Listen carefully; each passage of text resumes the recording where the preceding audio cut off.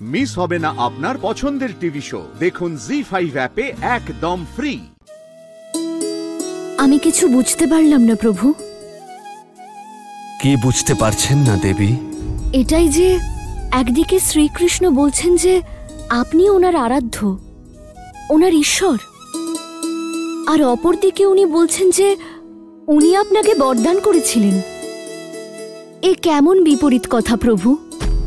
এটাই তো ওনার বিশেষত্ব।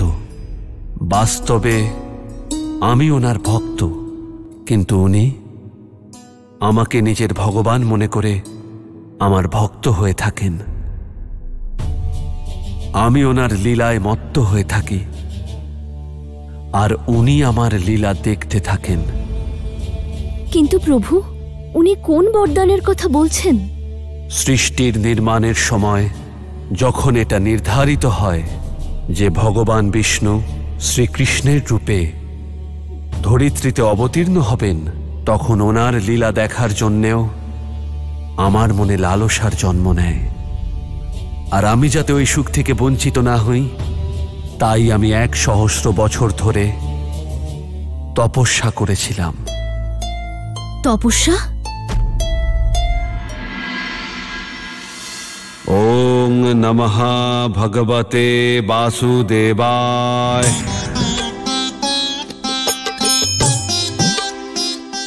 হে মহাদেব, আপনি তো স্বয়ং ইচ্ছা পূর্ণ করেন। বলুন, আমি আপনার কোন ইচ্ছা পূর্ণ করব?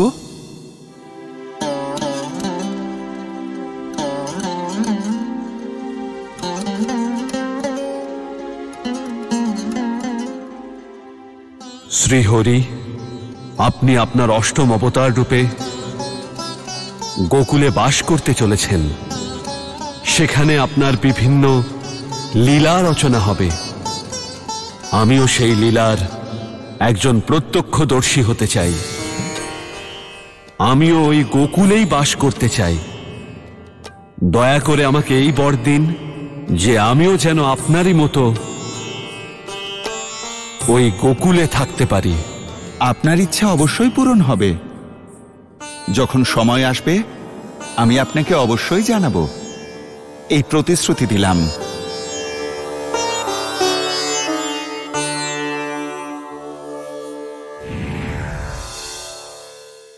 হে মহাদেব, আপনি আমার কাছে বর প্রার্থনা করেছিলেন।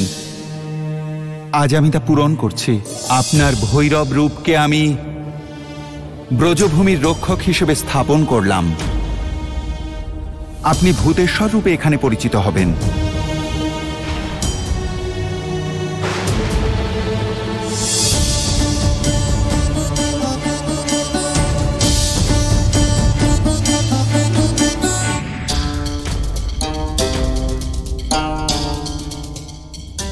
আমি ধন্য হয়েছি প্রভু। আজ আপনি আমাকে সেই দায়িত্ব দিয়েছেন, যে দায়িত্ব পালন করে আপনি গোকুল ছেড়ে গিয়েছিলেন। মথুরার প্রহরী বানিয়ে আপনি আমাকে ধন্য করেছেন। আমি আপনার কাছে কৃতজ্ঞ। জি5 ডাউনলোড করুন আর সব এপিসোড দেখুন একদম ফ্রি।